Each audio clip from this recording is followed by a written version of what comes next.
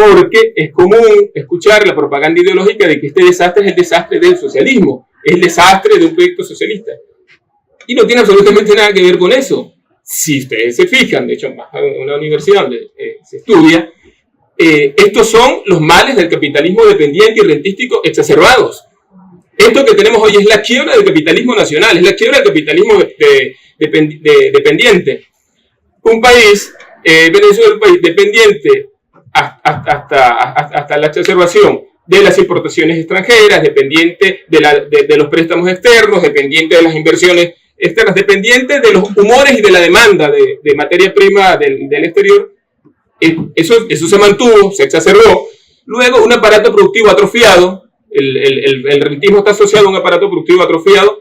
Bueno, ustedes sabrán, desde finales de los 70 hay una crisis, tenemos como 40 años de una crisis estructural impresionante, la crisis del capitalismo rentístico venezolano. Desde finales de los 70, 79 exactamente, en adelante, van a ser ahorita 40 años, hay una caída brusca de la inversión en el país, tanto privada como estatal. Esa caída de la inversión nunca se recuperó, en 40 años nunca se ha recuperado. En algunos momentos se recuperó la inversión pública, pero la inversión privada no se recuperó. ¿Qué quiere decir? Hace 4 décadas que la burguesía venezolana no invierte, sino marginalmente, en una que otra cosa.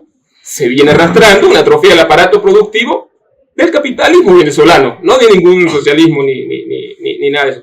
Claro, la coyuntura de altos precios petroleros y la pugna, la pulseada de Chávez por recuperar para el Estado una porción un poco más de la renta petrolera, permitió dar una ilusión, permitió correr la arruga, una ilusión de cierta prosperidad que se desvaneció bruscamente cuando los ingresos del petrolero caen. Eso también, por cierto, no, eso es importante. Y digo, porque hay gente ahorita con la propaganda bastante de la derecha que dice, que idealiza el pasado de Daico Pay como que era un pasado paradisíaco, y entonces aquí tenemos 20 años de desastre.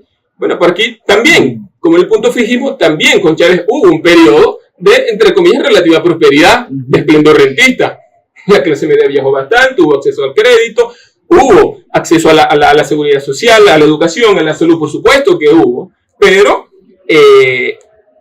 digamos, no solo hubo esa ampliación de algunos derechos, ¿no? Una cierta relativizar los aspectos más graves de la miseria y de la pobreza del país, sino que hubo este saqueo descomunal de la renta petrolera y también hubo un endeudamiento impresionante. Chávez no solo reconoció la deuda fraudulenta heredada del punto fijismo, sino que la aumentó a niveles enormes.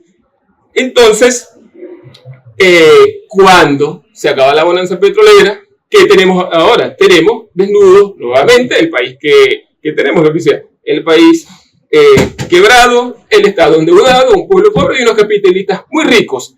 Hay otro problema además, que PDVSA, con esa crisis que tiene, ni que aumenten los precios petroleros, PDVSA puede ahora volver a ser el sustento de un nuevo ciclo rentista para correr la arruga porque está quebrado. Entonces, ¿qué tenemos en el país? Se repitió lo que pudiéramos llamar una maldición nacional de la tradición nacional. Que cuando hay bonanzas petroleras, las clases propietarias amasan grandes fortunas afuera, y cuando la bonanza petrolera se va, la miseria le queda al pueblo. Eso es lo que estamos teniendo, porque insisto, ¿cómo se explica que estemos padeciendo esta situación y afuera hay 500.000 millones de dólares como mínimo? Entonces, eso nos parece importante precisar. O sea, lo que tenemos es un agravamiento de los males estructurales del capitalismo dependiente y rentístico, ¿no? Porque, por ejemplo, si uno de los fundamentos del socialismo es una economía donde las riquezas, lo que es producto del trabajo, fundamentalmente de la clase trabajadora, no se los queda a una clase particular, y banqueros y empresarios, sino que es de todos, que tiene que ver con el socialismo, esta realidad donde lo que pasó fue que la renta pública se la quedaron unos pocos banqueros y empresarios privados. No tiene nada que ver con socialismo. Por supuesto, es importante también señalar que hay cierta propaganda ideológica que se podría resumir como que solo robó el gobierno. Eso hay que ser tremendamente ingenuo para pensar que solo el gobierno, el conjunto de la clase capitalista criolla comió de ese festín obsceno. Banqueros, empresarios, tanto ligados al gobierno como ligados a la oposición, y por supuesto altos jerarcas gubernamentales comieron de ese festín. Todos participaron del saqueo. El chavismo, como Pérez Jiménez, como Daico Pay, tuvo también sus nuevas promociones de burgueses. A las burguesías tradicionales que venía arrastrando el país se incorporaron nuevos burgueses devenidos en ricos de la noche a la mañana, o burgueses medianos que se catapultaron y ya son grandes burgueses. Entonces, ahí es importante porque la contradicción, retomo algo de lo que decía Eduardo, la contradicción de fondo no es una contradicción entre este gobierno y la oposición, hay una contradicción de clase brutal, profunda, que es un sector que se apropia de la renta petrolera, un sector externo que se apropia de las riquezas del país, y las miserias le quedan al pueblo. Tienen nombres propios los sectores burgueses que estaban con Chávez. Son los Bolmer, son los Van Damme, son los Ruperti, son los Andrade. Tiene corporaciones, es Fedindustria. O sea, el chavismo tiene grandes burgueses y corporaciones burguesas detrás de él. Y los de la derecha, por supuesto, no hace falta mucho mencionarlos, ya lo sabemos, Fede Cámara, etcétera. Entonces, en ambos polos hay sectores, burgueses, ¿no? Por eso, a nosotros nos parece importante, digamos, definir qué es lo que está en crisis, ¿no? Dejar claro que no tiene nada que ver con una crisis del socialismo.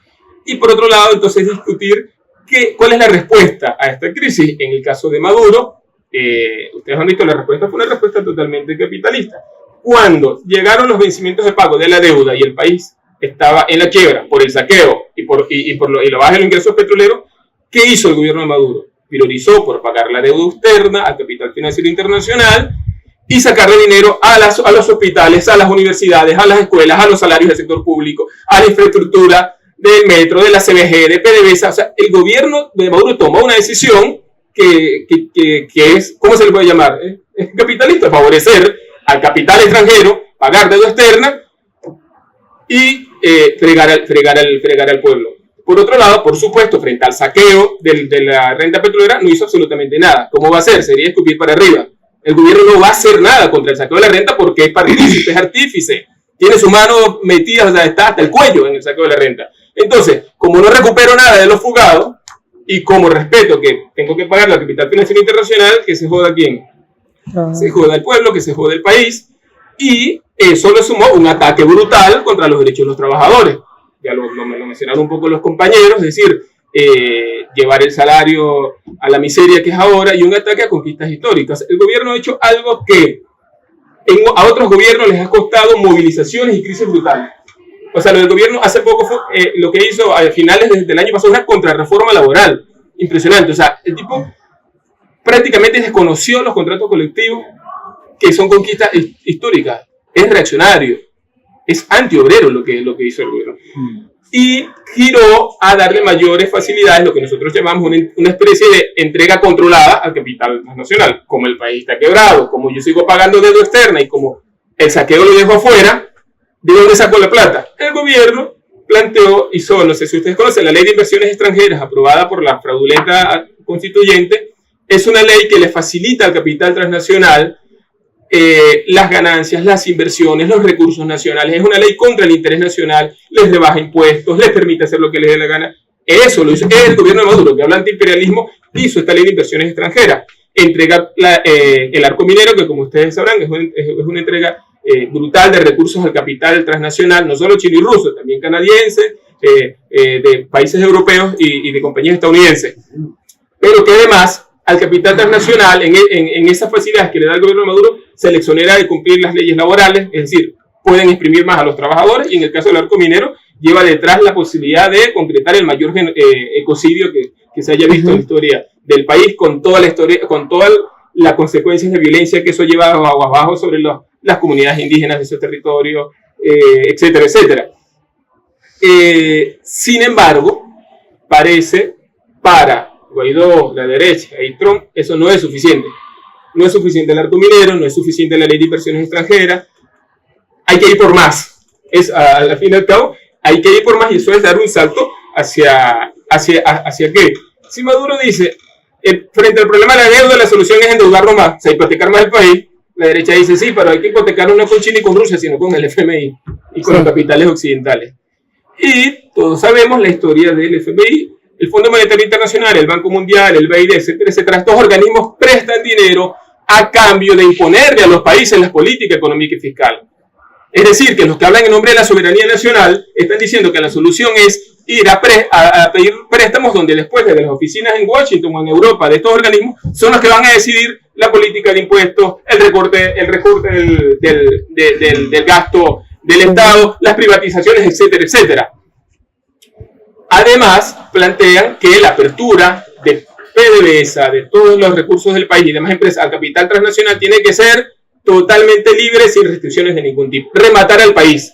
A eso nos referimos, que el contenido semicolonial es ese, compañeros. Es que si con el gobierno de Maduro ya se venía orientando pasos a darle cada vez más poder al capital transnacional sobre el país, este plan de ahora implica que hipotecando al país, hipotecándolo más de lo que ya está al FMI, y permitiendo que el capital transnacional se apodere de todo lo que sea posible apoderarse en el país, el cuerpo económico de la nación va a estar totalmente sometido a generar ganancias para las potencias capitalistas y va a estar totalmente sometido a que todas las decisiones importantes que tengan que ver sobre los recursos y los usos de los recursos del país van a estar en función de los intereses económicos y geopolíticos fuera del país. Eso es una semicolonización y eso tiene consecuencias no solo económicas, porque más endeudamiento es sinónimo, compañeros, de menos recursos para la salud, para la educación, es sinónimo de menos recursos para los salarios del sector estatal, es sinónimo de que entonces tengo que aumentar más impuestos, más golpes al bolsillo del trabajador, eso es sinónimo de que para reducir el Estado, para poder pagar la deuda externa, va a haber despidos masivos en el sector público, es sinónimo de que el Estado va a privatizar empresas de servicios, por ejemplo. Eso quiere decir que la telefonía, el gas, el transporte va a aumentar, por supuesto, porque esos servicios van a estar ahora bajo la lógica de ganancia. Es decir, los servicios ya no van a ser, no son vistos como una necesidad a cubrir, sino como un negocio que tiene que tener rentabilidad y punto. Todo eso es la consecuencia de la semicolonización del país y eso está en el plan país. Eso y más cosas. Eso y más cosas. Por eso planteamos que de ninguna manera el descontento justo y legítimo que tenemos los trabajadores, las mujeres, los jóvenes, los centros populares, con este gobierno tiene por qué ser usado como base de maniobra para semejante plan. No tenemos por qué hipotecar nuestro descontento, ¿no? Nosotros consideramos que para salvaguardar los intereses tanto de la nación como de las mayorías del país, es necesario irrumpir con fuerza en la vida nacional con nuestras propias demandas, con nuestros propios métodos de lucha,